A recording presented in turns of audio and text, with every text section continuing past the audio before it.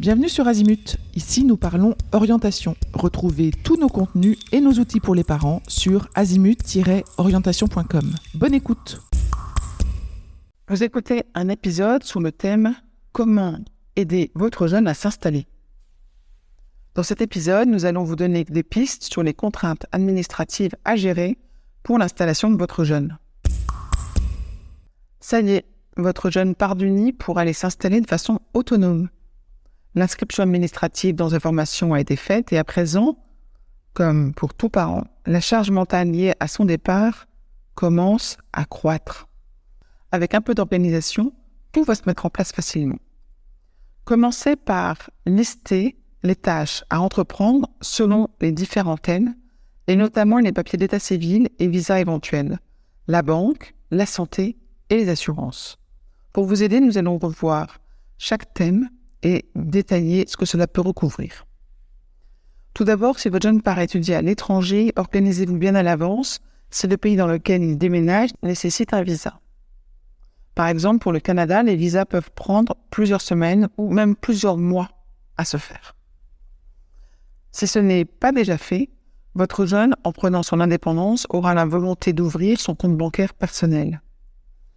Ce qui est bon à savoir, c'est que de nombreuses banques offrent des primes si vous ouvrez un compte bancaire après l'obtention du baccalauréat avec une mention.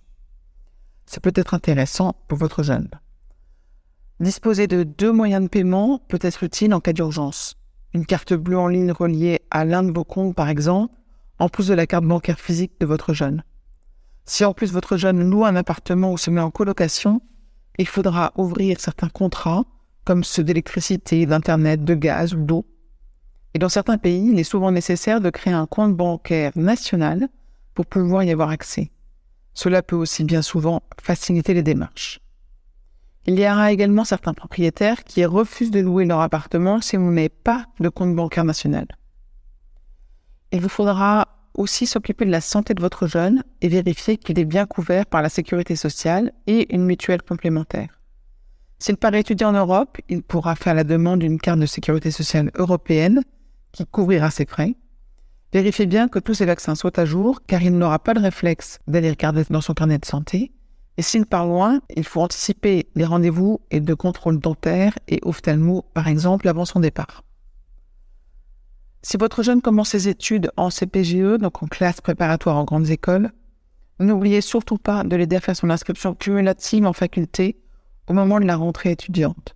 C'est à présent obligatoire et ça permettra à votre jeune d'obtenir les crédits ECTS équivalents aux années passées en classe préparatoire. Cela sera indispensable si votre jeune doit finalement se réorienter. Si vous n'avez jamais entendu parler de la journée défense et citoyenneté, autrement dit la JDC, c'est une journée obligatoire et qui doit être effectuée entre 15 et 25 ans. Pour pouvoir passer des examens comme le baccalauréat, le permis de conduire ou des concours de grandes écoles par exemple. Le certificat de participation à cette JDC peut être exigé. Vous trouverez toutes les informations sur le service public. Les papiers d'identité de votre jeune devront également être à jour, car il en aura besoin pour passer des concours ou des examens. Alors anticipez au maximum cette démarche, car il est souvent difficile d'avoir des rendez-vous, et les jeunes majeurs doivent s'y rendre en personne, au dépôt et au retrait de leur demande. Pour aller plus loin dans l'accompagnement de votre enfant, rendez-vous sur azimut-orientation.com. Tous nos contenus y sont classés par thématique et vous pourrez consulter notre calendrier, notre annuaire d'experts et vous inscrire à la newsletter pour ne rien louper. Merci pour votre fidélité. À bientôt.